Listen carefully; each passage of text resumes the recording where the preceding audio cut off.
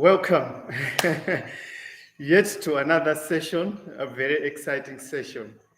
Um, First of all, let's wait for people to join us.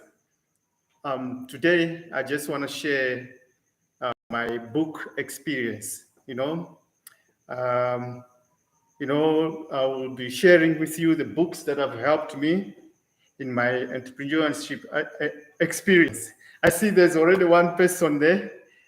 Please tell us who you are and where are you? Where on the planet are you? So that we know. Today I'll be sharing the books that have helped me in my entrepreneurship experience.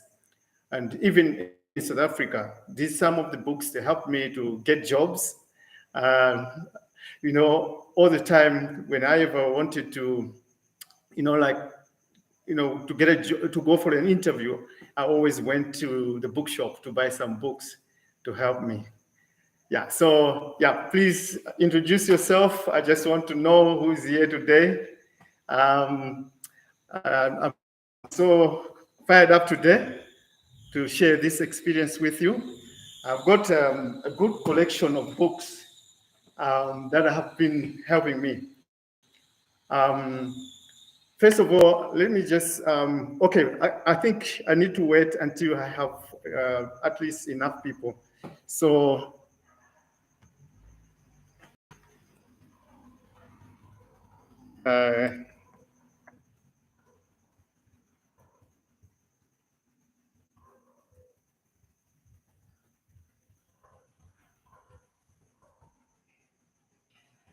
okay, so let's see.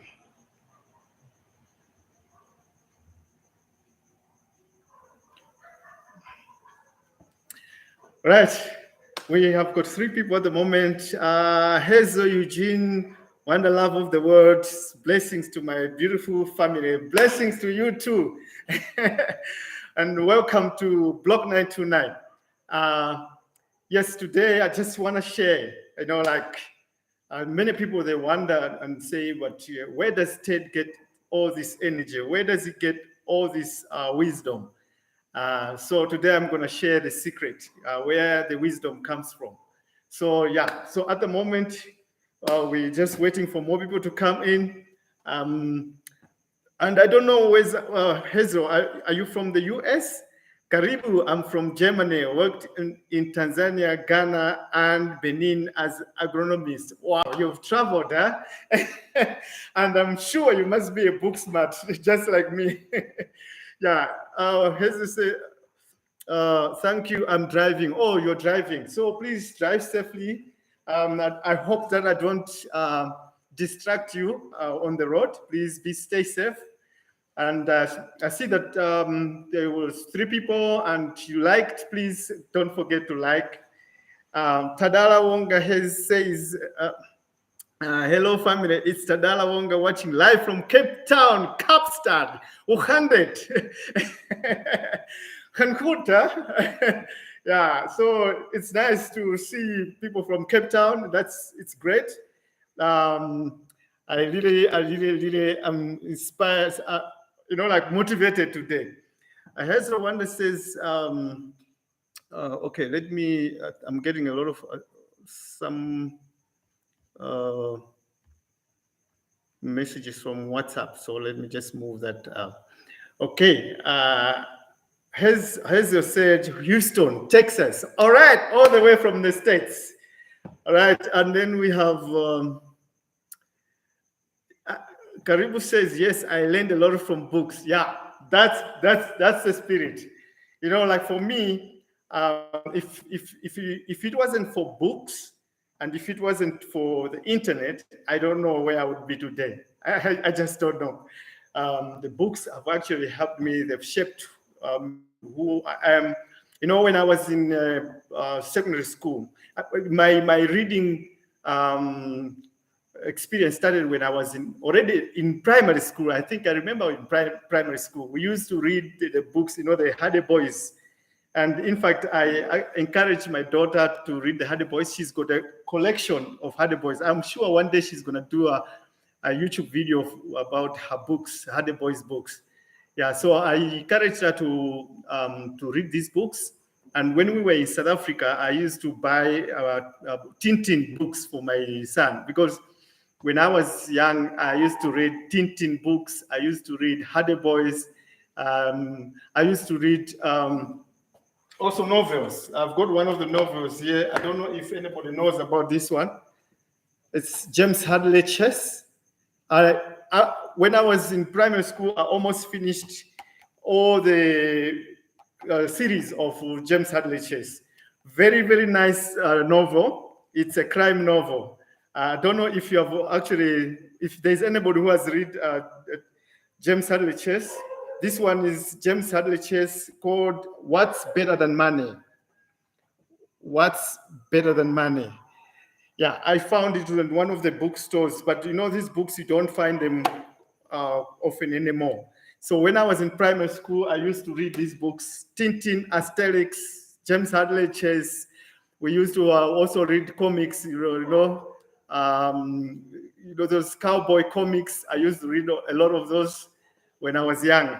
And I think it helped me to exercise my brain. So for me to read is not something that is so difficult. Heather says, great. She also says, me too. She loves reading books. A lot is better. Yeah, a lot is better indeed. Okay, so yeah. So myself, I know most of you guys, you actually very educated. You went to university, most of you. But me, I never had the opportunity to go to university. So when I finished my high school, I just went to look for a job. I worked here in Malawi for 1 year, and I never liked it. I never liked to work here in Malawi. So I decided to leave, and I went to South Africa. So in South Africa, I stayed for a year, and in that year, I worked with a few people. But one of the persons that I worked for was an Afrikaner person called Klaus. He was an engineer. So this man taught me a lot about engineering, but also he taught me a lot about, integrity. He used to make me read the Bible a lot. Every time he used to give me a job, and every time he gives me a job, before I start, he used to give me a couple of verses to read. He used to put the Bible there and a couple of verses for me to read. I will tell you this story sometime, but today we have another topic. So yeah, Klaus actually helped me a lot. If it wasn't for him, I don't know what life would have been in South Africa. But he taught me how to work and try to achieve perfection. And he also taught me integrity. That's the main thing that he taught me, integrity. All right. So when I moved, I came to South Africa, stayed for 1 year, and went back to Malawi. And then I used to go up and down selling ornaments. I think I talked about this in one of my stories that I was speaking. So I used to come to South Africa and sell ornaments. I would come here, come to South Africa, sell ornaments, buy a car, and go back to Malawi. I sell the car, go back to South Africa until I met my wife. I'll tell you this story one day, how I met my wife. I think when I tell the story, I must tell the story while she's with me there, yeah, so that it's a great story. Yeah, so I met my wife and we moved to South Africa, and then we settled down there. One thing that I discovered in South Africa was that, like when I was in Malawi, being somebody who went as far as high school, I discovered, I was told all the time by my father that because I didn't manage to go to university, because here at the time, or even now, you have to be selected to go to university. And they always were taking the cream de la cream, so if you're not that much intelligent, you couldn't go to university. So I didn't have the opportunity to go to university. So I was always told that, I'm going to struggle. Malawi is going to be very difficult for me. My father was a very educated man. He used to read. He had his book collection was much more than mine. He used to have a big shelf. It was like a library at our house. I used to read some of these books, but I was very young at that time. Yeah, so I was very disappointed with Malawi at the time, because now knowing that I couldn't go to university, I knew that I was going to struggle, so I didn't want to struggle. So that's why I went to South Africa. So when I met my wife, and the moment I managed to get myself a permanent residency, the doors opened. I discovered something. I used to tell my wife that, once I get my permanent residence and I've got the ID, for me, the ID is actually the degree. In South Africa, to me, I used to see that, like, if you have got an ID, that means you've got the degrees, because then the door is open. You can get a job easily. And it was best time at that time, because now it was just after the apartheid was abolished, and then BEE was introduced, and they knew that, okay, we had the BEE was introduced, Black economic empowerment was introduced, or employment equity was introduced. So not many Black people at that time were educated. So for somebody to get opportunities, it was much easier. For me, I saw that it was very much easier. And the platform was actually leveled. So if you just go for a job, and you had the opportunity for you to get to be able to get a job. And while I was in school in Malawi, primary school, secondary school, we were also having a subject where our teachers used to teach us how to attend interviews, how to write an application letter. So when I was in South Africa, I was already ready for me to be able to write application letters and also attend an interview. And my first interview ever in South Africa was when I went to Woolworths.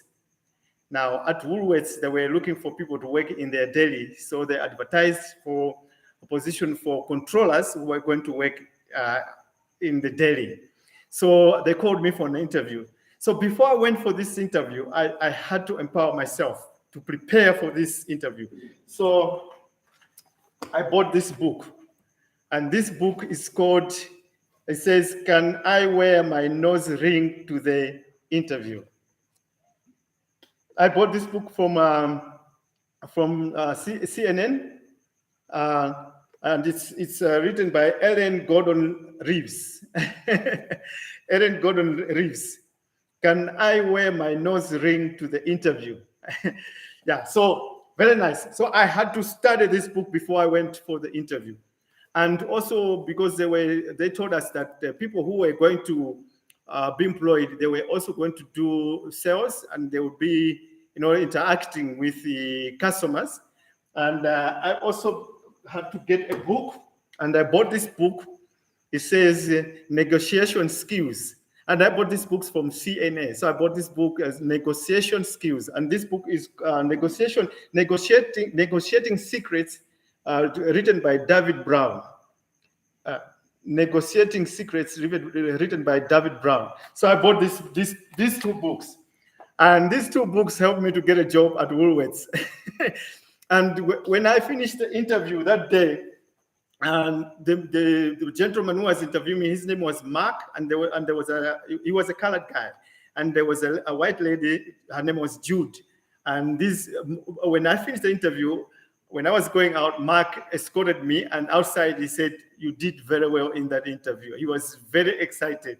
And as I was going home, I arrived home, I told my wife that I got the job. Every time I used to go for an interview in South Africa, I used to know that I've got a job even before they tell me that I've got a job. So these are the books that I got. I'm sure you can get them from CNA. There in South Africa, and there's a book, I think it's Wordsworth or Bookworth. I think it's Wordsworth. They also have these books. Yeah, so the first one by Ellen Gordon Reeves, and then this one, Negotiating, David Brown. All right. So let me put them this side. Okay, so working for Woolworths, they were looking for a controller, and Mark told me that there was a big potential for me to be selected as a controller in the Woolworths. So a controller was going to manage that department. So already I knew that it was like for management position. So I had to empower myself with some skills. You know, if I was told you will be controlling this department, so I needed to get some skills in management. So I went to CNA to look for a book, and I got a book. And this is a book. It says, it's Help, I Am a Manager. Help, I'm a Manager, written by Arnold Moore. This is a very good book because in this book, you can actually see I wrote the property of Ted Guerrero. I used to write on all the books, property of Ted Guerrero. Yeah, so this book is a very good book. I also bought it at CNA. I don't know if you can get it online.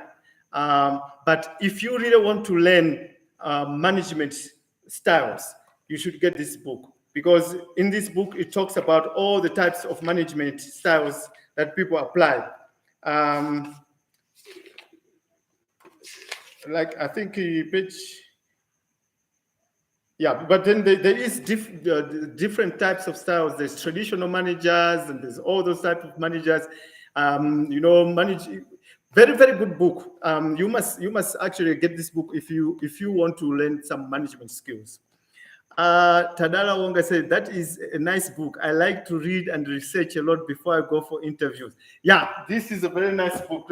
You have to look at that book, and then you learn more about interviews, because an interview is a sales process. In fact, for me, when I used to go for interview, I also used to read my sales books, because an interview is a sales process. You are going to sell yourself to the company. So you need to be able to have some selling skills and negotiation skills so that you negotiate yourself so that you get a job. Yeah, so if you are in management, try to get this book. Yeah, Help, I Am a Manager. All right. I worked for, after Woolworths, I was now, Grand West Casino had advertised for the position. They were looking for supervisors to work in the casino. So all they needed that time was you must have a standard 10 certificate. So I applied for this job. I went for the interview, and I was lucky. One day I'm going to tell this story, how I managed to get the job in Grand West. But then while I was working there as a supervisor, we went on a training, and this was an industrial relations training. So this is the manual. This manual is for industrial relations. In this manual, if you can have this manual, but I don't think that you can get it in a bookshop, because this is a industrial relations procedures training course workbook for presiding officers. But you can see this symbol here. It's a Sun International symbol. So Grand West Casino is owned by Sun International. So they compiled this manual for us supervisors so that we can be able to, discipline our subordinates, like do a hearing or even chair a hearing. When we finished this course, I did very well. So up to a point where I can be able to chair a hearing. So I can chair a hearing and even also give out sanctions for the hearing. So I can even fire somebody. So yeah, this was one of the exciting courses that I've ever done. So in my life, if I've done a course that I can say that it's brought value to my life, is actually the industrial relations procedures and training course, the training course. That's what I've done with Sun International. Yeah, so even in my business, I'm able to use that knowledge to deal with my employees. In South Africa, I helped a lot of people who got fired unfairly, and I helped them so that they can be able to go in a hearing and then present their cases. There's been, even here in Malawi, some of the people that have been in trouble at work, and they came to me and they tell me their story. I listen to the story, then I tell them what they must say or do in the hearing. And most of them, they saved their jobs. So yeah, this is a very powerful manual for industrial relations. All right. So After that, in the casino, then it's when I wanted to work for myself. From Grand West, I was promoted and I was sent to Kimberley, and I worked in Kimberley as a shift manager. While I was there as a shift manager, I was thinking of starting a business. Okay, but then I started the business, but the business failed. It was a transport business. I've told this story on my previous live. So if you want to learn about this story, please watch my previous live, the one that I was doing to reach 5,000 subscribers. And I told this story about the business that I did, which failed. But after that business failed, I ended up working with Fair Deal Furnitures. That's where I met Moses. Moses was actually a branch manager, so he taught me how to sell, and he taught me some techniques in selling, and that he motivated me to start exploring more about sales. So I've got this collection over here of sales, and it's a big collection. Okay, so in sales, part of your selling skills, you need to learn how to read body language. So I bought this book. It's called Body Language by Julius Fast. This book teaches you how to read people's body language. So people, when they speak to you, they will also communicate with you secretly what they are thinking or the truth of what they want to communicate. So sometimes somebody can be saying something, but his body language will be saying something. So if you read books like this, it will help you how to read body languages. And besides that, there's also a book, conceptual. Where's the other book? Yeah. There's this book for body language, and then there's this book. When I was doing the live the other day, somebody asked me to recommend a book, and I recommended this book. It's called NLP, Selling with NLP by Kerry L. Johnson. This book, it teaches you how to read people's eyes to know whether they're telling the truth or whether they're telling you lies. So the eyes will be telling you what the person is thinking. So it's called NLP, means neuro-linguistic programming. So you will be able to read people's eyes and learn what they are thinking or what they want to tell you, or if they are telling the truth or if they're telling you lies. Okay. Tadasa, that is a nice book. I like to read and research a lot before I go for interview. Karibu, what color has your parachute? Is a good book to know more about your potentials. I must look for that book and read it. Jesse Longwe says, with you, I put my books to rest. I like learning direct from our channel, from your channel, bro. Oh, thank you very much. Thank you. For me, because I'm not like you guys that are educated the way you went to university, you got qualifications. Me, I don't have those qualifications. So I have to read books to get some practical knowledge. And when I read, I'm not just reading to understand. I'm reading to really be able to apply. So whatever I'm reading, I actually try to apply. And because I know that already I'm an underdog when it comes, to be around people who are educated. So I'm an underdog. So I have to get some skills that will help me. So that's why I like to read books a lot. That up to a point that there was a time when I was able to read people's eyes because this book helped me a lot.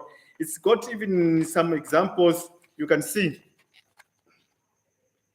It's got examples where you look at people, like if somebody is lying, he's going to look to the left. Telling the truth, you look to the right. Or if they are thinking of the past, they look to the left, and like that. If they're thinking the future, they look to the right, but up. So yeah, this is a good book. Okay, so there's been more books that I've bought along my journey. This one is Conceptual Selling. It's written by Stephen E. Heman and Diane Sanchez. Conceptual Selling. So they're trying to teach us a lot of selling techniques, but more books, ask questions, ask questions that get sales. So books like this, this one is by Steven Skiffman. It teaches you how to ask the right questions. Sometimes when you are selling, people fail to close a deal because they're asking the wrong questions. And also you have to ask the right questions at the right time. So in the sales process, you have to ask questions that are relevant to the time that you are with the customer. Like if you are introducing yourself to the customer, like in the introduction phase, you have to ask open-ended questions, like to let the person speak more, express more, so that you learn more about the customer.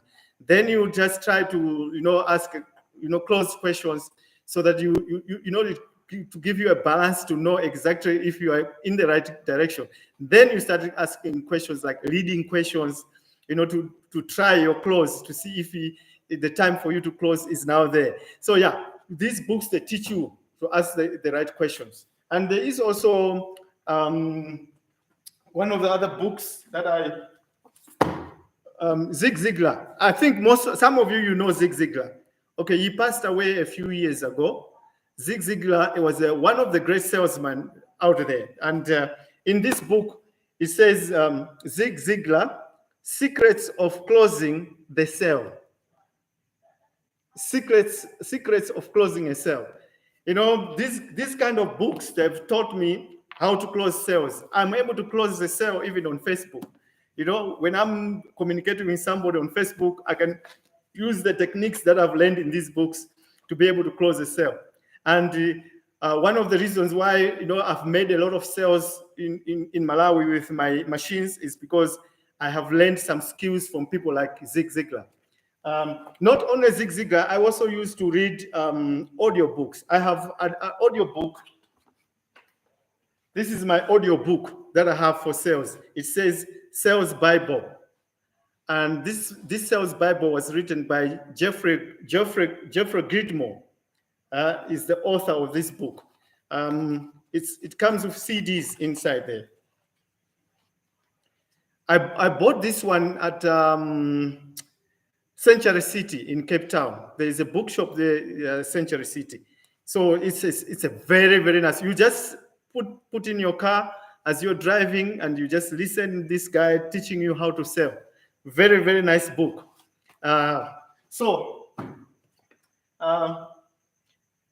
Joe Girard, he says, how to close every sale.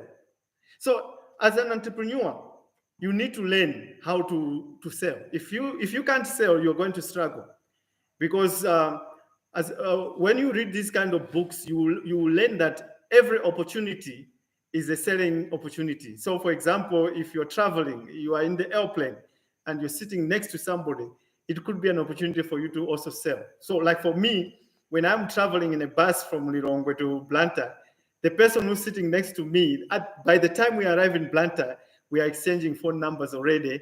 And I've already sold myself. I've shown them my business, my machines, and all the stuff. And someday I'll just see the person is calling me wanting to buy my machine. So yeah, you need to be reading these kind of books. I have a big collection of these books. Yeah?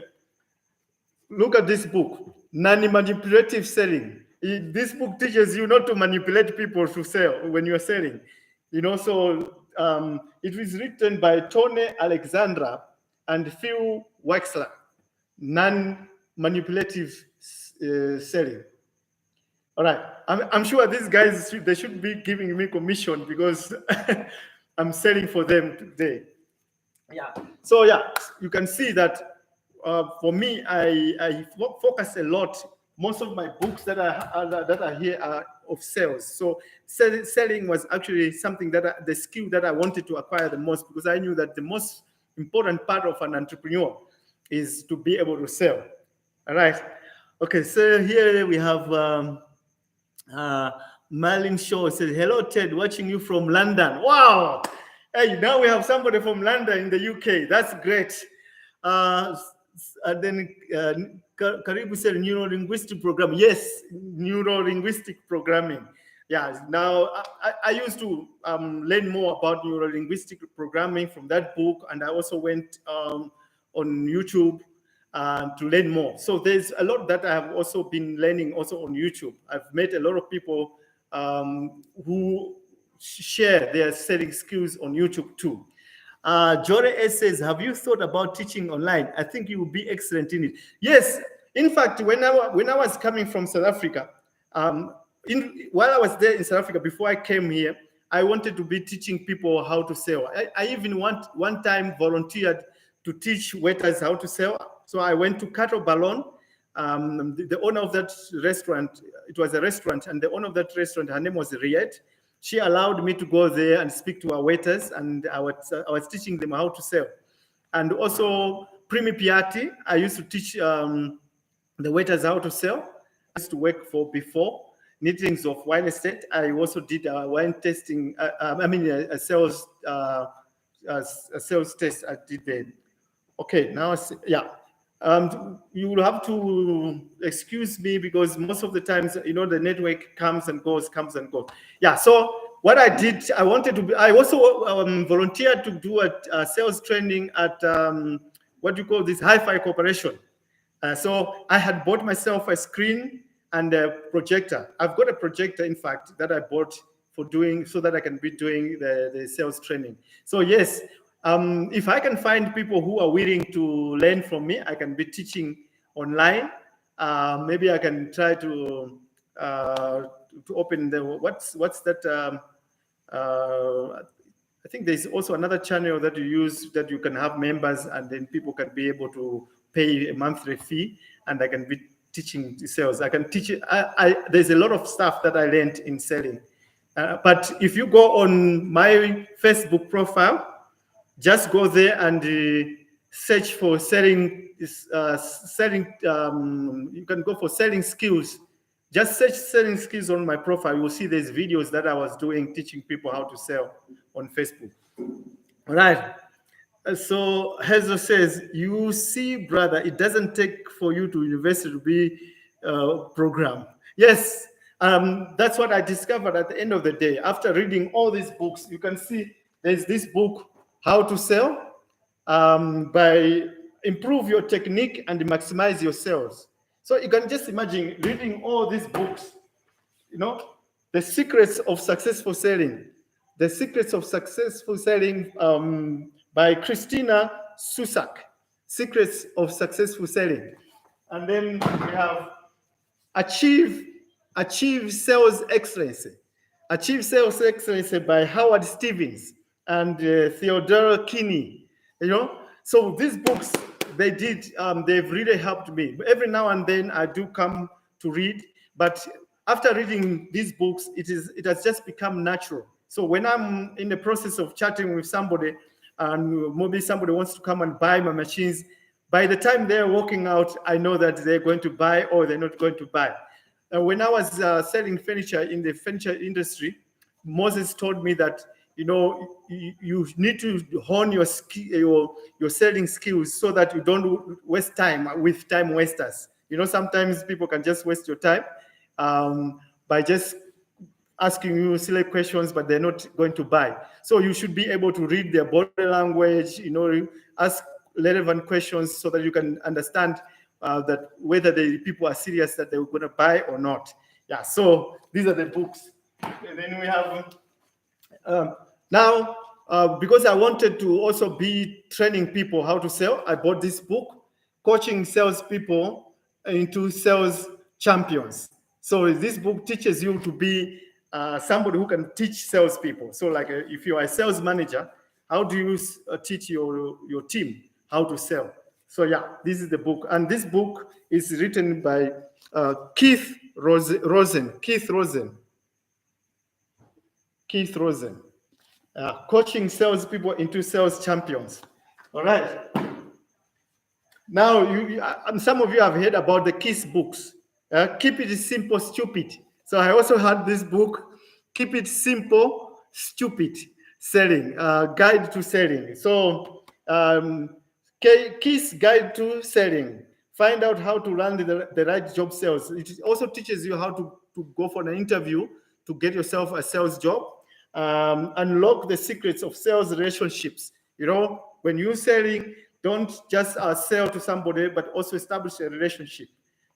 So this is a very good book. And it says, master the art of profitable selling.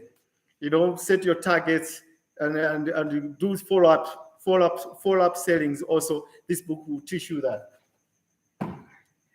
Okay, so that's the sales department. So as an entrepreneur, you need to be able to sell, because if you can't sell, then it's difficult for you to grow as a business. Because if you learn selling skills, you can also teach your team how to sell. So if let's say you have got a sales team, you'll be able to mentor them. Sometimes they want to sell, they're going to a client and they're failing to close. You can go with them and mentor them so that they watch you closing the deal. So as a boss, like when I was working for Distel at Cape Legends, I had a good manager. Her name was Debbie, and sometimes she would come with me to a customer, and then I'll sit next to her. She will be closing the sale, let's say listing our wines with the customer, and then me, I will learn from that experience. So as an entrepreneur who's going to run a business, some people, they think that they just have to have the idea, the capital, and then employ a sales team and let them go, a marketing team, and let them go and do the marketing. But then they don't care to learn more about marketing and selling. So for me, I knew if I'm going back to Malawi or to start my business, I needed to get these skills. I needed to have the selling skills, but I also needed to have management skills or leadership skills. So I've got some books here that I've been reading that will help me with management skills and how to deal with people, conflict management. Yeah. So for conflict management, I had bought this book, The Art of War. Sometimes you have to be dealing with conflict. And then how do you deal with conflict? Because conflict can be maybe you having, competition, now I started selling my machines, and then Malawians I've introduced the machine. Some people are going to come in and try to compete with me. How do I deal with this? Because this competition is a war. So I bought this book, The Art of War by Sanchu. Some of you, maybe you know this book. Yeah, and even like now with the war in Ukraine, I'm reading this book every now and then, and I'm saying, okay, so why was Putin just standing somewhere and not progressing? People were taking it as a sign of weakness, but the Art of War just explains everything. It was actually a tactic that he was using. He was waiting so that he attacks from the front and from the back. So he's waiting for the other people to approach on the other side so that he can attack from both sides. So it wasn't a sign of weakness. It is actually a sign of strength. And he also says, in this book, it says, when you are fighting, you must appear weak when you are strong. So yeah, the Art of War. So I'm sure when he went to see this friend in China, he gave him a book and said, study this book before you go. All right. The heroine says, Ajimwene, watching from the UK, Patreon. Wow, yeah, Patreon. Yes, I will. When I want to start teaching people how to sell, I must open Patreon. So that, in fact, I've already opened a Patreon account, but I need to first sell myself to you guys for now, so that you can join the Patreon. Tamara, what's happening there? Did you touch anything? The Wi-Fi. Okay. All right. Patreon, yes. Martin Shaw said, Ted, you class yourself as an underdog, but there is a lot you can teach some of these university graduates because you are self-taught and also you learn on the job. Yes. For me, when I read, I want to read and get practical knowledge. And many people, they went to school, and at school, they were reading to pass examinations. Most of them, they didn't go to school and really learn to gain practical knowledge. So they just went there to study so that when they come for the examination or write their articles or whatsoever, then they will get the degree or diploma or whatsoever they were getting. But for me, when I go and buy a book, I look for a book that will teach me a certain skill. And then I'm reading to get practical knowledge. I've taught myself how to read in a way that I must understand what's going on so that I can apply the knowledge that I've gained from reading. It's a gift that I got, and I must be thankful for it. And Hazel says, The Devil Devlin, is that another book that we recommend that I must look? And he also says, Strategy. Yeah. Jesse Rongo says, is he still alive? Okay, yeah. I'm still around. I'm still alive. There's problem of network, so I don't know what's causing this because it's cloudy. It was raining in town today, so sometimes it'll be off, on and off. All right, Tamara, can you check if I'm still live? Check for me.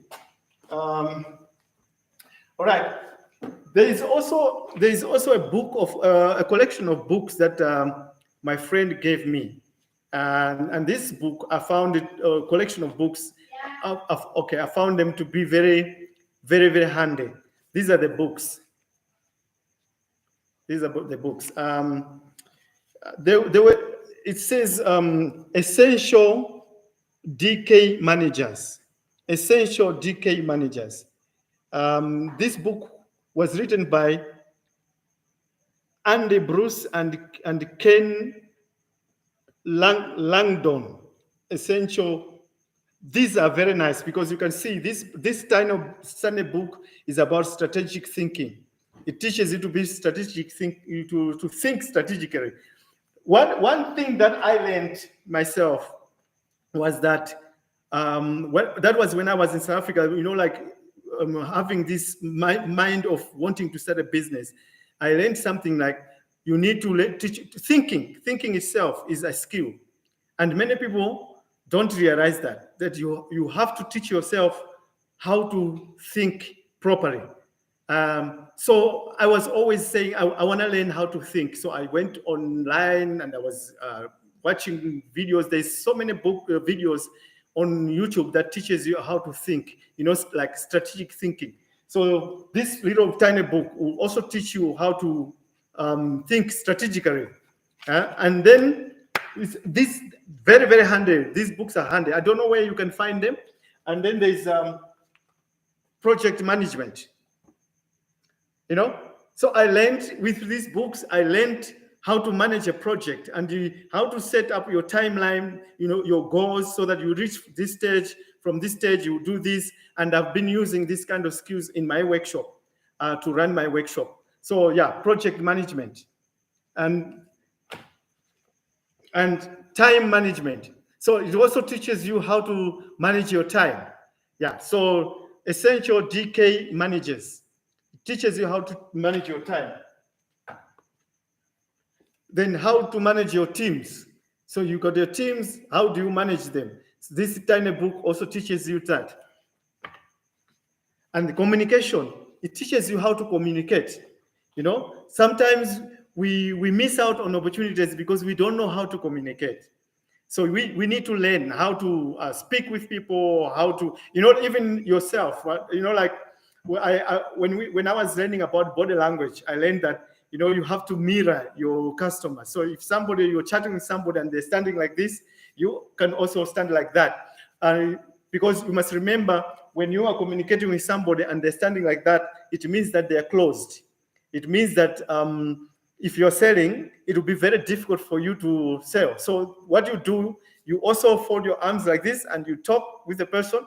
You ask questions and try to establish rapport. And then the next time when you take off your hands, like this, you find that the person will also mirror you and they will also take their hands. Then now that you're getting somewhere. So yeah, communication, how to communicate. And then, the best part of a sale is when you are able to make presentations. How do you do your presentations? You find some people, they've got a good product, but they're failing to present it to a customer. So yeah, you need to read these books that will teach you how to do proper presentations. So yeah, this is one of the series of these books. If you can get a chance to go and look for them in the bookshop, I don't know where you can get, or maybe you can Google the Essential DK Managers by Andy Bruce and Langdon. King Langdon. All right. Maybe some of you have heard about this gentleman, Robert Kiyosaki. This is one of the first books that I bought myself. In terms of, like, this section of books is for me, I call it personal development. I have books for sales, and then I've got books for personal development. So this is one of the books. I even used to have that 7 Habits of Highly Effective People. I don't know, somebody stole that book for me. Oh yes, when I left South Africa, I had more books than these books that I have now. But when I was doing my projects in Blantyre, I used to stay with another young man. And this young man, I had left him in my house, went back to South Africa to see my family. While I was there, he took some of my books, and I don't know whether he sold them or he gave them away. So I lost some of the books, and some of them I had to try to look for them again and buy again. So one of the books was the 7 Habits of Highly Effective People. Very nice book, but then I don't have it anymore. So yeah, this one is Retire Young, Retire Rich by Robert Kiyosaki. One of the books that you should be reading, because now, like, if you want to learn how to invest, for the future.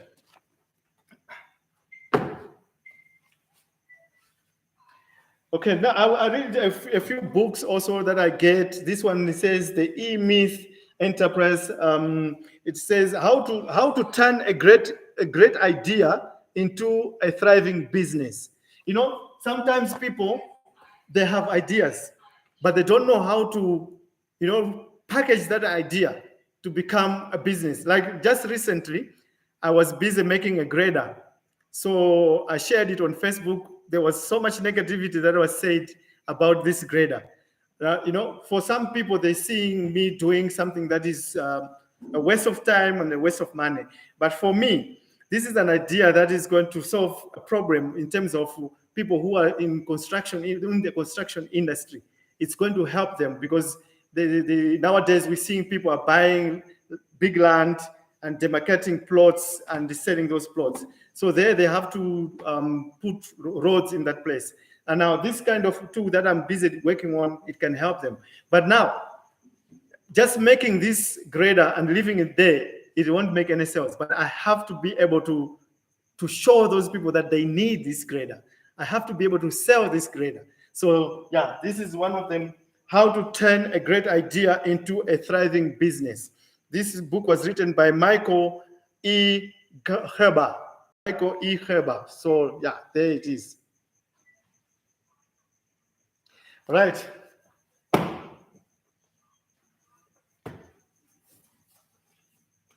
Some of you have heard about Dale Carnegie. He has written a couple of books. And this book, it says, Make Yourself Unforgettable. How to become the person everyone remembers and no one can resist. Now you see where I'm getting this. How to become the person everyone remembers and no one can resist. Is it not me? No matter what, every time I meet somebody and I have an encounter with them, they will always remember me, and they can't resist me. And they find me to be a very charismatic person. Yeah, so books have helped me to shape my integrity, have helped to shape who I am today. So yeah, Dale Carnegie, very popular guy. You must also search for his books and then maybe get yourself a book. Very nice book to read. Yeah, and sometimes also you find that when I'm working with my employees, there's so many things that goes on in the conflicts and other stuff. And sometimes when there's conflict, I'm able to know that in my company, there's some problems going on. These are books that I read. Office Politics. This book is by Oliver James. How to thrive in a world of lying, backstabbing, and dirty tricks. Yeah. So sometimes somebody will come to you and start talking about somebody else in your company. Don't just overreact, because sometimes they might be backstabbing the other person. So you need to learn how to, separate from the backstabbing to, like the real stuff. Yeah. So there's always politics wherever people are. So this one is said office politics. There's a psychopath, this one, and there's a narcissist, and then there's a Machiavelli. Yeah. So yeah, here you go. Office politics. Now, the people don't just get successful for no reason.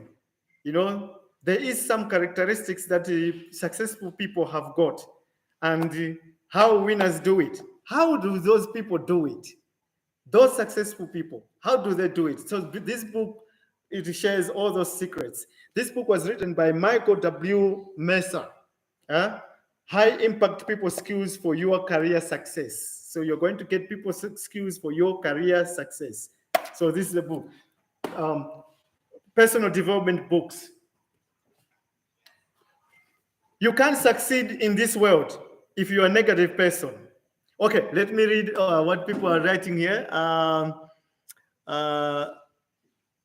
Okay, Eugene says, I was talking about your ex-manager, Devlin. Oh, yes, okay. So it was strategy for her, yeah. So, okay, so the amazing results of positive thinking. Norman Vincent Peale is the author of this book. People don't realize that one of the things that are making them to fail in their business is because they don't think positively. Every time when even like I see it every time when I share something on Facebook that is positive, the number of people that are negative about it, they surpass the people that are positive about it. And it's a very worrying thing, because people nowadays are just too negative, so you need to learn how to start thinking positive. From every experience, a negative experience that happens to you, there is something positive that comes out of it. There's from any failure that you've done, there's an opportunity for you to learn from it. So there's always something positive from every bad experience. All right. So for me, if I have a bad experience, I don't break myself. I ask myself, what can I learn from this bad experience? So yeah, you have to always be positive. And that's why you always hear me saying there's opportunities in Malawi, lots of opportunities. Some people, they see misery, they see poverty. I see opportunities. All right. Yeah. So sometimes I read books from the successful entrepreneurs just to hear, how they made it, how they did it, their motivation. One of them is this guy, Richard Branson. Yeah. He says, screw it, let's do it. This book is talking about the lessons that he has learned in life. So yeah, I also read books from these guys. I read a lot from the big guys. Like for here, I have got Elon Musk. So I read also about this guy, Tesla, how he's grown his business, how the billionaire CEO of SpaceX and Tesla is shaping our future. So I also read for these books. I read also, I've got Barack Obama, that I've read the Audacity of Hope, book that inspired that I can also do it. Yeah. So it doesn't matter whether you're black, you can also do it. And then I know you don't like this guy, but I also read about him. Think big. He taught me that, you have to have a big heart. You have to think big, Don't underestimate yourself. So yeah, I read Think Big from Donald Trump. I've read those books. And I also read books that teaches leadership. Yeah. You have to be a leader. If you want to succeed in life, if you want to be an entrepreneur, you have to lead. Lead by example. You have to lead people. Yeah. Maria said self-made millionaire. Yeah, I need, can you tell me who wrote the book, Self-Made Millionaire? And then As it says, the negative energy. Yes, you must keep away from negative energy. A positive mindset. You must always be positive all the time. Snuggle says, be a lot more people like Trump than you think your problem is. You allow media to dictate what you think everyone else is thinking. Yeah. So if you believe in what you're doing, or you believe, you stick to it, no matter what the people are going to say. Trump might have, there might be so much negative things about him, but one thing I learned is that he stands on his ground. He believes in what he's doing. I mean, you just have to believe in yourself. Johnny said, I can't stand Trump. Me, I can learn from my enemies. I talked about last time, even from my enemy, I can learn. All right.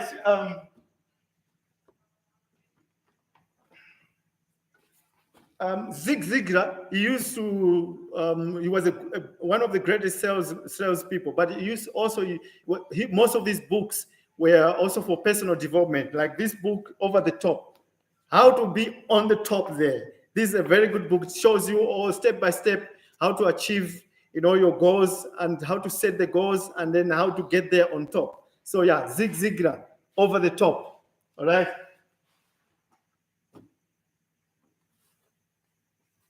And Paul McKenna, he says, instant influence and charisma. How to be charismatic and how to influence people. I think there's Carnegie also wrote a book, How to Win and Influence People. So you need to be able to influence people, because, I mean, if you can't be able to inspire your workers to go out there and start selling or to do your products, to be motivated and inspired, then you want to be able to achieve your goals. Jesse says, you're speaking right through to my heart. Started banana farming recently. I received no much negative. I received so much negativity, but I'm not discouraged. Don't be discouraged. People, the reason why you are getting a lot of negativity, because when you do your banana farming, it's something that you plant now, and it takes, like some time. It takes time for it to bear fruits for you. Most of the people nowadays, they want instant. They want what they call instant gratification. Yeah, so that's why people are seeing what you're doing like to be maybe useless or whatever. And another thing is, not many people are in that kind of farming. But banana farming is great, because once you harvest, then there's new plant that comes out. So it's something that's just ongoing. It just keeps on going. So once you invest in the beginning, after that, you'll just be enjoying the fruits. So please don't give up. Continue. We have a guy in our area here. He's got a banana farm. He's doing very well. Makes a lot of money. So yeah. Yeah, my wife's uncle gave us a book. It's a South African story book about freedom. It's for freedom. It talks about the ANC and all those kind of things. Very nice book. Sometimes also we should read history to understand why things are happening the way they're happening. Yeah, so this book was written by the Sue Armstrong, Freedom, in search of freedom. All right. And sometimes I want to, because I'm into manufacturing, I need to learn more about manufacturing techniques and the concepts. So I do read also books like this, How Toyota Became Number One. So yeah, this book is talking about how Toyota made it to become number one. So yeah, I have to learn how these manufacturers, what kind of concepts they use and what is the thinking behind it and all that stuff. Because one day I want to be one of the biggest manufacturers in Malawi, maybe in Africa. So yeah, I have to read these books. All right. You have to be able to sell. You have to be able to lead. You have to be able to influence. But then you also have to be able to market. So this one is small business marketing for dummies. Maybe some of you have seen these dummy books. Yeah, so this one is small business marketing for dummies. So you have to learn how to market also. Don't just leave that for the marketing department and the marketing people. you also have to understand the marketing concepts and how marketing goes. Like for me, I can't afford a marketer, so I market my business myself. So like what I'm doing now, I'm busy marketing myself. So yeah, you have to learn how to market yourself and marketing. Sometimes also we need to understand how the people in your country, how do they think, why do people think in a certain way, what is causing that. So I also read books, and I read books written by local Malawians. And if you want to buy this book, it's a very good book. I understand some of you are in America, you would like to come to Malawi, and sometimes you want to understand why Malawi is in the situation that it is. You need to understand the people, the local people of Malawi, how they think. There's one of the books that I like is written by Donald Ruben Camdonio. It says poverty by choice. Poverty by choice. In fact, in Malawi, that's what he's saying in this book, is that we are poor by choice. We actually choose as Malawians to be poor. And if you read the book, you understand this, sometimes the mindset is what is pulling us behind. We need to actually sharpen our mindset and change it and shift our mindset so that we start thinking positively, and also we start being able to see opportunities when it knocks on the door. Because many of us Malawians, when the opportunity knocks on the door, we can't hear nothing. So yeah, this book is called Poverty by Choice by Camdonio. So if you want this book, you can always send me a WhatsApp, and then I can link you to the writer of this book. Yeah, he's a great guy. Business is about making money. Business is not just having fun. We want to make money. So let's make money. This is Paul Clifford, Making Money, 10 Steps to Financial Success. This is the first book that I bought when I decided that I want to start a business. I needed to know how to make money. So I bought this book. All right. Marlene says, Ted, people don't realize that the way you think is like a magnet. If you think negative, you attract bad energy. Bad things happen. When you think positive, it attracts good things, and the outcome is good. Exactly. Like for me, if you follow me on my Facebook page, you will never see anything negative. I don't wake up in the morning looking at people's posts and shooting them and being negative and commenting negative. You will never find anywhere on Facebook that I've gone on somebody's profile and commented negative. Even if I'm not happy with what the person has written, even if I don't agree with what they have written, I don't go there to embarrass them. If I should decide that I want to contribute, I'll go inbox and then I'll try to communicate with the person, maybe give my advice. But I never go on a public, because I know that Facebook is a public place. If you put a post, there are so many people that are actually going to look at that post. Now, if you come there and you try to be negative with people, it doesn't help. So some people, they just wake up and they just want to be negative all the day, all the time. If somebody is doing something, they're looking for something that is negative or that they can comment. They find it very difficult to comment positively on somebody's posts, and even the thinking itself, people are always thinking of negative things, even when an opportunity comes, they can't see it because they're always negative. Yeah. So if you think something bad is going to happen, something bad is going to happen. If you think something good is going to happen, something good is going to happen. Hazel says, oh, yes, Marilyn, that is true. So she's agreeing to what Marilyn has just said. More power to you, Brother Ted. Power. We living in this life for a purpose. So we have to find a purpose. Why are you here on earth? So like for me, I'm here to help others. So I have to always inspire other people and push them to their extreme. Are you going out? Okay. Is this how you unlock it? Yeah.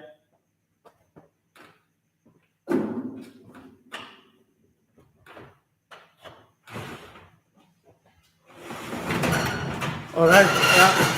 I was with Tamara in here, so she wants to go out. All right. Okay. So we have gone through my collection of books, sales books, and then personal development books, and then these are books that some of the books that are okay. Yeah. There's also a book that was written by Jason Lee. I bought one of my first books, so it was these were my first books to buy when I decided that I would like to go and start a business. This book says, fast forward your retirement through property. So I learned that, property also can help you to fast forward your retirement. So like for now, all right, because a lot of things have happened when I did my business, but as things have started, showing fruits. So I've got my house that I built. Or I so many books, they never advise you to build a house for yourself because they say that it's a liability. So it slowed me down. I should have been building a house to sell. And then I came to buy this workshop. I think this workshop is not a liability because it's a place where I'm running my business. So it's where I'm making money. But my house, yes, it is a liability. But now I bought a plot in Blantyre. I want to start building there. So I might build houses, like flats that people can go there and they can be renting. So fast forward your retirement through property. It was written by Jason Lee. I think he's a South African, if I'm not mistaken. Yeah, so books, I've got the personal development books, and then I have got also the sales books. But the sales books is actually my main, inspiration, because I know you can market, you can develop your personality, but you need to be able to sell to bring in the money. So everybody wants the money. So selling is very important. You have to learn how to sell. Jory said, separate family and friends with business. Yeah, exactly. Exactly. People think negativity sells. Yes. I don't know why. I mean, in everything that the people think, most of the people think is they want to be always negative. I don't know why. So like you say, they think that it's negative sales, but also the negativity sells, but also they think that it's easier to be negative than to be positive. I don't know why, but I trained myself to be a positive thinker. So I find it very hard to be negative in anything. So in whatever experience that I go, whether it's a good one or bad one, I always think positive. So I can be in a bad situation, but I'll always think of the positive side of that situation, and I will dwell my time on that positivity, on the positive aspect. So Hazel said, this is great tape. Thank you very much. Thank you. And Marlene says, your workshop is a training center as well as your place of business. Yes, the staff that is working for me here, they have to come here with no knowledge at all. They must know anything about welding. So they come here and I teach. I learned this from martial arts guru. Some martial arts, they say there was a person who went to a master to learn martial arts. So when he arrived there, the master asked the person to go and get two glasses of water, but they have to be full of water. So the person came back to the master with the 2 glasses of water. Then the master took the glasses and said, these 2 glasses, one of the glasses has got your knowledge, and this glass has got my knowledge. So he took the glass that had that person's knowledge and he poured the water out of the glass. And then he took the glass which had the master's knowledge and he poured it into that person's glass. And then the master said, if you want to grasp the knowledge that I'm going to teach you, you need to remove all the knowledge that you have to have your mind empty so that you can have space for the knowledge I'm going to give you. So that's where I got the concept to say, okay, sometimes we go on town and we get these guys and to come here, they got welding skills that they did learn from technical college. When I try to give them this new knowledge that I know, they don't want to get it. So that's why I take people who know nothing, and train them from scratch. So these machines you are seeing are being built by somebody who came here, didn't have any experience in welding. So we had to teach them. So, but every day also I'm sharing them ideas on how they can empower themselves in terms of starting separate businesses and maybe buying property and all those kind of things. Yeah, so it is a learning center. Mary said, I've been watching you for less than a week and I have learned a lot from you. Oh, thank you very much. There's so much that I can share. If you go to my Facebook profile and you can type anything just type about sales, whatever you find that, or even cement blocks, there's so much information that I've been sharing on Facebook. Melly says, okay, Jolly says, smart man, I'm learning a lot from you as a human being. Thank you. I am so happy if I can be able to inspire somebody. There's 13 people watching this, and for me, 13 people is enough. I can spend time here and I can be chatting with you and we can share knowledge even until the morning with 13 people. It's all right with me. So yeah. Thank you very much for spending time to watch my presentation. Jolie says, thanks for sharing your positivity. Thank you. In a country that is regarded as the poorest country in the world. And you can just imagine that. Imagine if you were born in a country like that the whole world regards you as the poorest in the world. And for me, I don't believe that my country is the poorest in the world. I just believe that maybe we as Malawians, we are our mindset, we are failing to, turn our country into one of the well-to-do countries. But the country itself it's perfect. I mean, Malawi has got resources that are even better than Israel. So Malawi can even be richer than Israel. So it just requires the right mindset. So I can come from a poorest country, but I am not a poor-minded person. I don't want to be a poor-minded person, and I don't want to die a poor-minded person. So yeah, so that's why I'm always going through reading books. And when I came to Malawi, I decided that I was going to be in the property industry.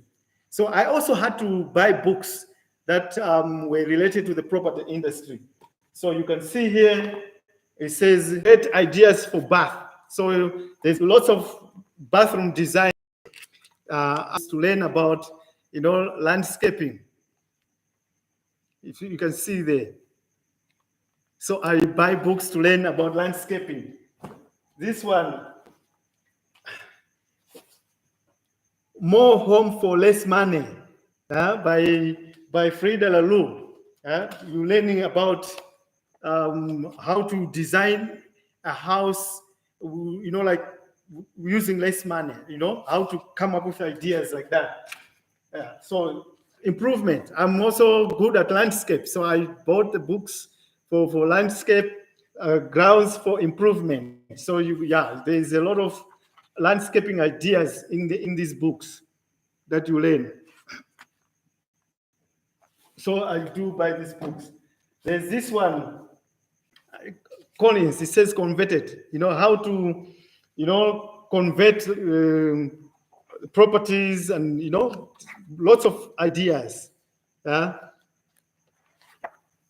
Things like that. So yeah, I read these books. Even gardening basics.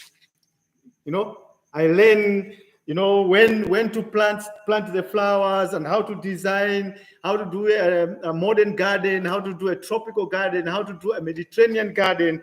So yeah, I buy these books. This was Gardening Basics by Steve Black. Okay, and then I also learn about work. The practical woodworker. So I'm learning how to do some woodworking. That's why you see I'm doing all these things for the garden, and in the workshop, most of the stuff I'm designing myself. So yeah, this is my collection. So yeah, if you have any questions, you want me to share something, but as you can see, this is the whole collection, and just imagine having all that knowledge going in the head. And then we have YouTube. I spend almost every day, not less than 2 hours on YouTube to learn something new. So since I started deciding to be doing business somewhere around in 2010, I've been learning something new on YouTube.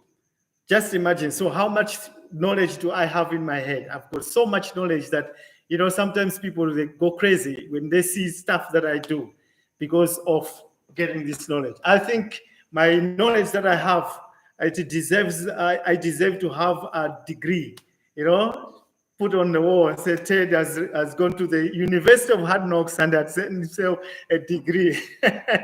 So yeah, you're looking at a hard knocker, somebody who has gone to school to the University of Hard Knocks.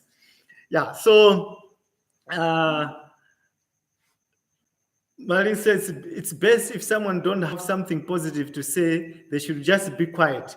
The words we speak, they manifest into reality. So should be careful what comes out of our mouth. Yeah, it's true.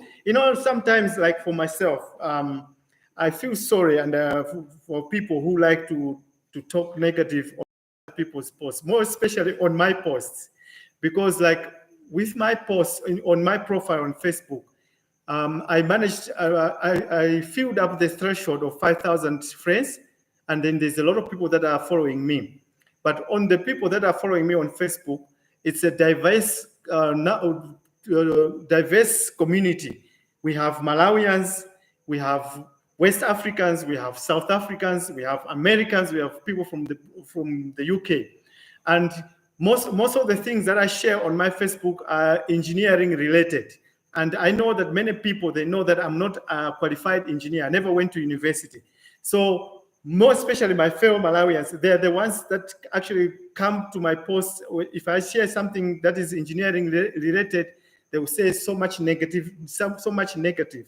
But what they do, and their contribution is not a positive contribution, but it's always like a negative contribution, most of the people. And what they don't know is that most of the things that I share is things that I've researched online. I've gone on YouTube and I've researched and I've gone through so many videos, and then I try to do it and then I share it on my profile. But the people don't know that. What they think is something that I've just woke up and decided that I want to do this, like the grade I'm doing. Some people think that it just came out of my head and I did it. And then they start talking a lot of negative. And they will keep on saying plenty of negativity, but not knowing that there is some engineers also like them, qualified like them, who are watching this, and then they're wondering, why are these people, what are they speaking? This guy, he calls himself an engineer, but he doesn't even know what Ted is doing.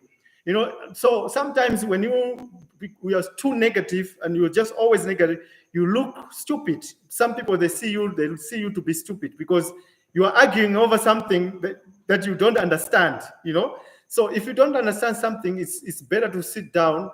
And if you think that maybe Ted is doing something and you don't understand, but you think he's doing wrong, go to inbox and say, Ted, but what are you trying to do? Then I might explain. Or even come here to my house. Some of the people who are negative, they are living within like 5 kilometers away from me or 10 kilometers away from me. They can come here and say, Ted, I saw you doing something. Can you explain what are you trying to do? And then, okay, why can't you? Can I give you my contributions? Let's do it and do this, do this. There are so many people that do posts on Facebook that they do something that I don't agree, but I never go to anybody's post and talk negative. If I want to contribute something, I will go inbox, maybe WhatsApp person and say, how about if you can try to do it like this, like this, like this. I don't want to try to embarrass a person. And you find the people that don't feel nothing to make somebody, like try to embarrass somebody. But then if you try to react, then they see you as to being arrogant. But in fact, it's because of the words that they're being chosen, the way they're saying it, that makes a person to react. So yeah, sometimes it helps to just keep quiet. Peace, love, and light. Yes, always we should aim for peace, love, and light. Marilyn says it only takes a handful of people with your mindset, motivation, and energy to make Malawi a country. And I think there are many people like me in Malawi, but they are silenced by the people who are negative. So some people, they have this mentality that I have, but they don't have the courage to face these people who are negative. So once they get a negative experience, say for example, they share something on Facebook or somewhere else, and people come bombard them with the negativity, they just go in a shell and they just hide all the information that they have just because of those negative people. I am not, I can never be faced by people who are negative. I stand on my ground. If I believe in something, I will stand for it and I will fight for it. I don't want to let anybody to sway me from my dream or my vision or my goal. Yeah. So because when I set a goal or when I come up with a vision, it means that I've done a lot of homework. And somebody who's just sitting eating popcorn, reading my post cannot sway me from my goal that I've worked so hard for. Yeah. So that is that. So Thub Love said, never mind stupid people. Our own Africans are very sorry people. Just ignore them, losers. Yeah, I just ignore them. I just move on. I mean, when I introduced the cement block idea, when I came to Malawi and they was talking about cement block, there was too much negativity that I think some people, they were actually thinking that Ted must be crazy because the way people have talk so negative about this idea. Why does it keep on? Why is it keeping on? But I knew that the people were being negative because they didn't have any idea. There were people who told me that they had done research from the university and they had concluded that cement blocks can never work in Malawi. They are not viable. But look now, the whole country is now starting to build with cement blocks.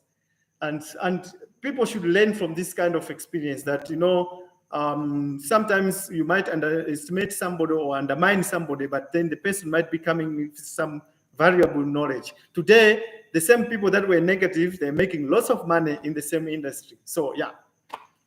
I named them by name. Go if you want to know the people, just follow my profile. Everywhere you see, I put up a new idea, whether it's a machine or something. Just read the comments. You will see what I'm talking about. There's some people who are so negative that you see that you see for themselves, for yourself. I don't have to mention the people. Just go to my profile and check. Even check my recent posts that I've just done now. Yeah. When I was building this workshop, go to my profile and search for workshop build. Just search for workshop build and see how I was building this workshop and check on the comments that are there. Then you will see what I'm talking about. Yeah. It's sad. We just have to pray for them. Their heart shall change. Yes. The only way to change the world is to lead by example. You keep on pushing, you keep on sharing the positive vibes, and one day they will realize that, no, this guy is a positive guy, and look at his positivity, where it is taking him. I might as well just change my mentality and become a positive person. Some people can't stand a positive person. Yeah. It's sad. South Rab said, I will knock them out in my. I'm very fearing. You're going to knock them out. All right. Yeah. So anything that you would like me to share, I'll be willing to share. I can share. I'm free. I'm on. Otherwise, then this is the whole collection that I needed to share with you. Some of my books got stolen during the time that I had went back to South Africa. The young man that stayed with me, I think he gave them away. I think he gave them away because there was a time after I came back, there was one guy who came home with a book, and it was my book. And he said, I'm looking for this young man. He borrowed me this book. Then it was my book. So the boy didn't know how much I value my books. In fact, I always say you can take away anything, everything. You can take away everything from me, but just leave my books. Because with the books, I know I can start from scratch and then I can rise again. I can live with my books and go to any country. I will rise. I will rise definitely. Retirement to Africa says, if Jesus was denied by his own people, oh yes, yes, yeah, people like you find that people who embrace what you do, but you only if you try to reach out and you try to share, but you find that people still they throw stones at you, and they will be the first one to cast a stone and say, hey, let's throw a stone at this person.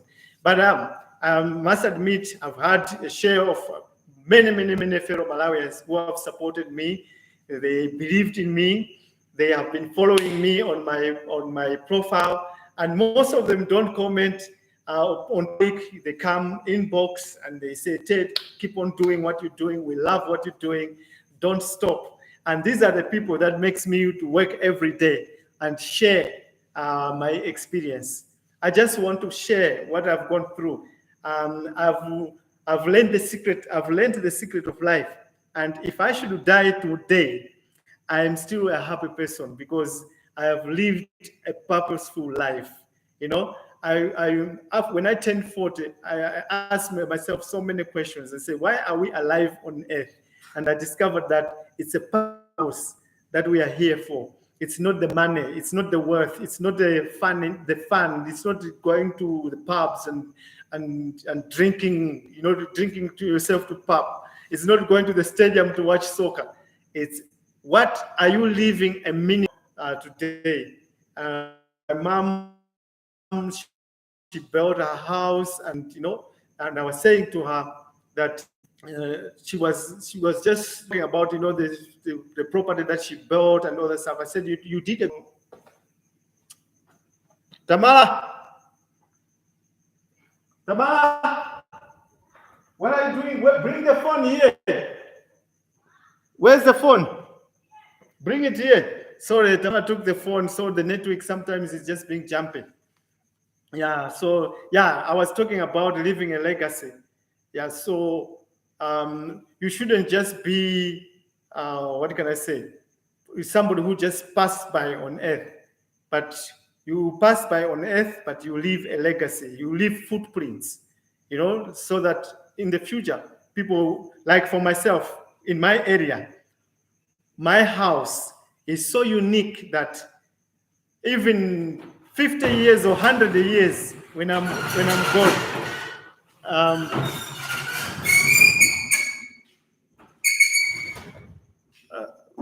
the way I've been building my property here, even 50 years after I'm gone, people will still be passing here and talking about me. I said, you know, the guy who built this structure, he was one hell of a guy.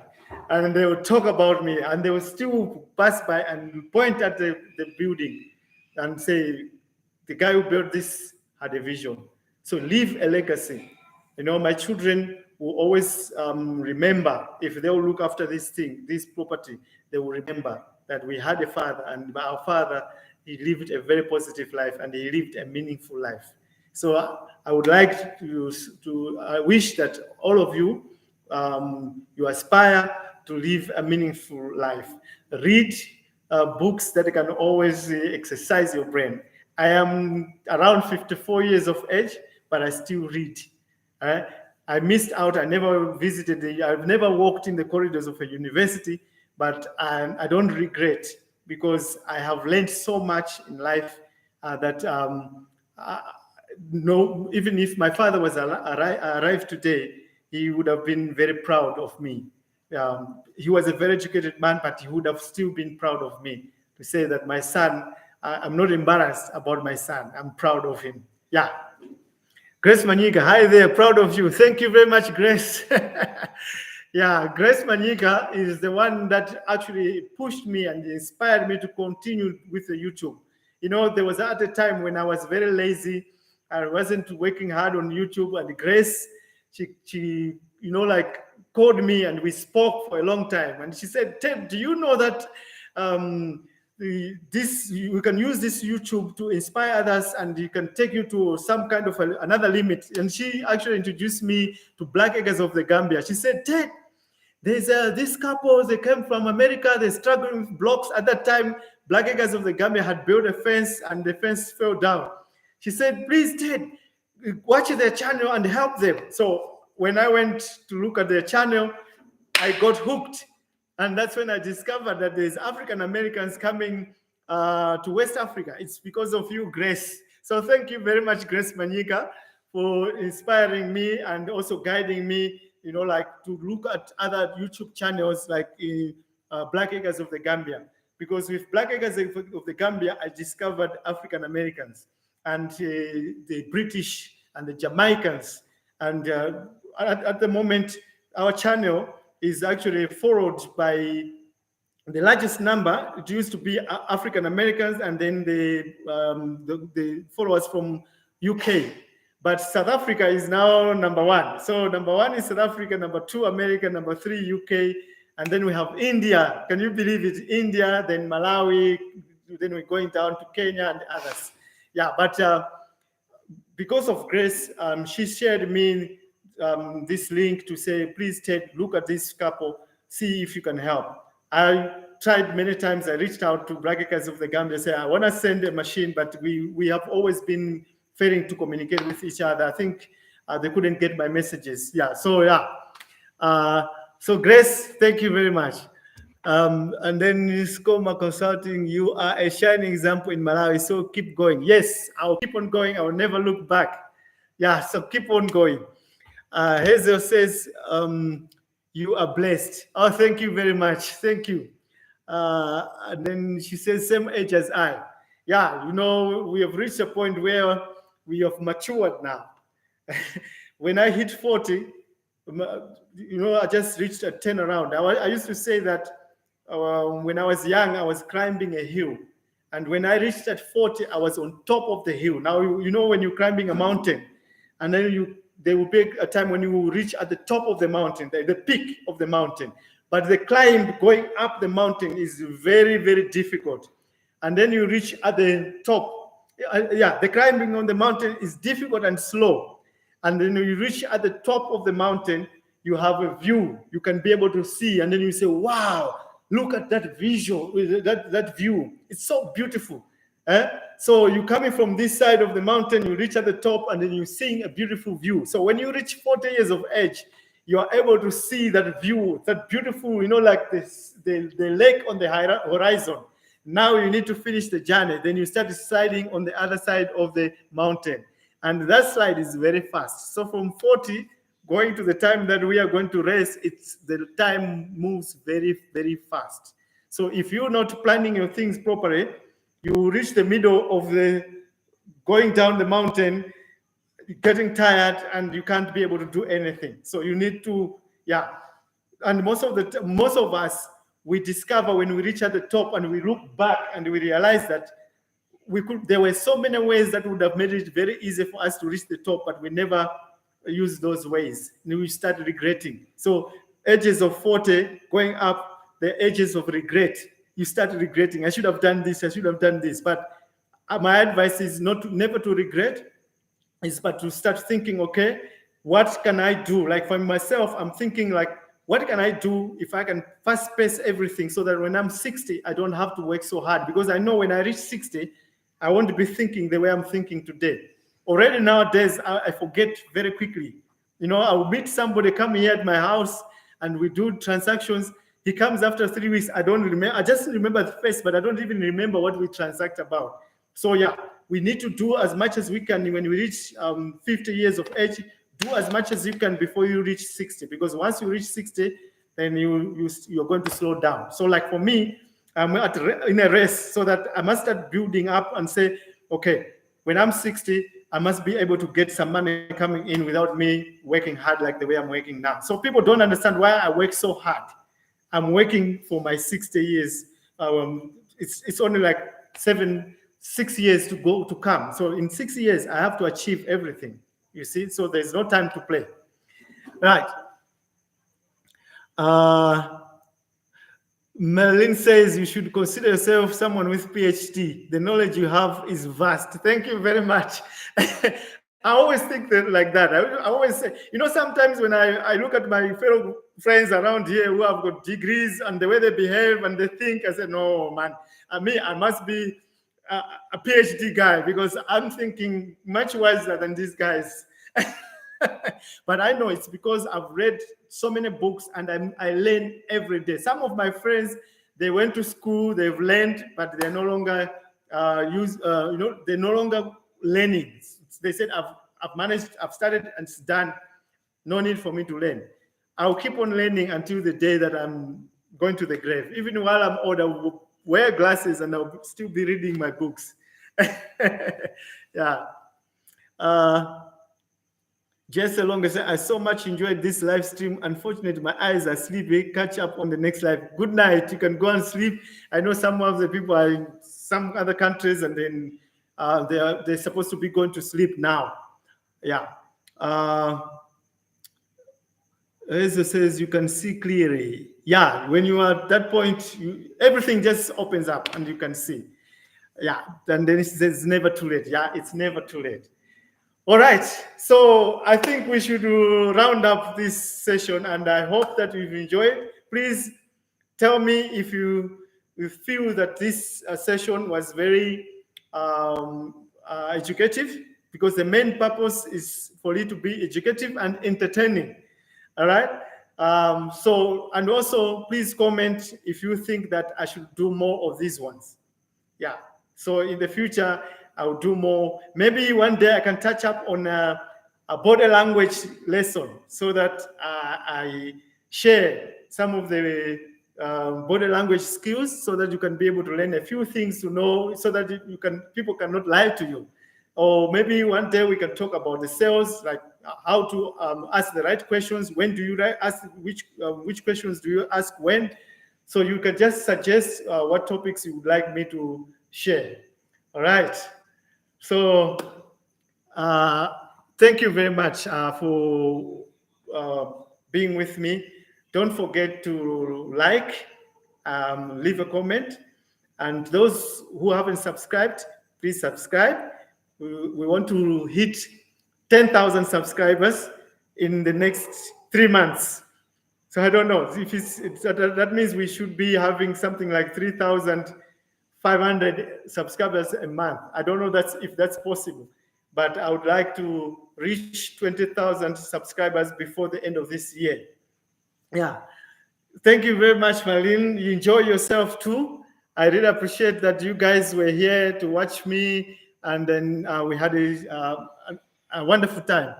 Hazel says it was very educated. Yes, please continue. I feel your positive energy. Thank you so much. All right. I am going to come up with a timetable whereby I'll be having 3 live sessions a week. And on a Monday, I will talk about African Americans. We will have to discuss about them moving to Africa, sharing ideas. And then on Wednesday, I will do something like this, where we talk about sales or my experience. It will be my experience.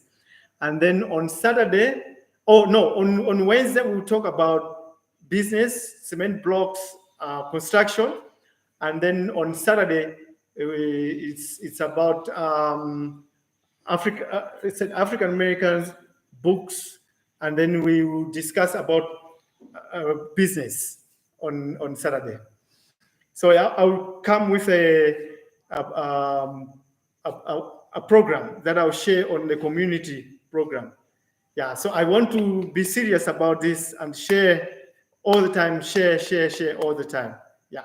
We will also be, on Saturday, we will also discuss about our lifestyle. Sometimes I can come live with my wife or my daughter so that you can also get to know more about ourselves. Yeah. So Marin says, I'm already a subscriber. I'm sure that most of the people who are watching now are subscribers. All right. Thank you very much. I'll see you sometime again.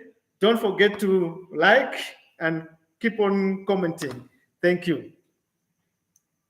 Bye.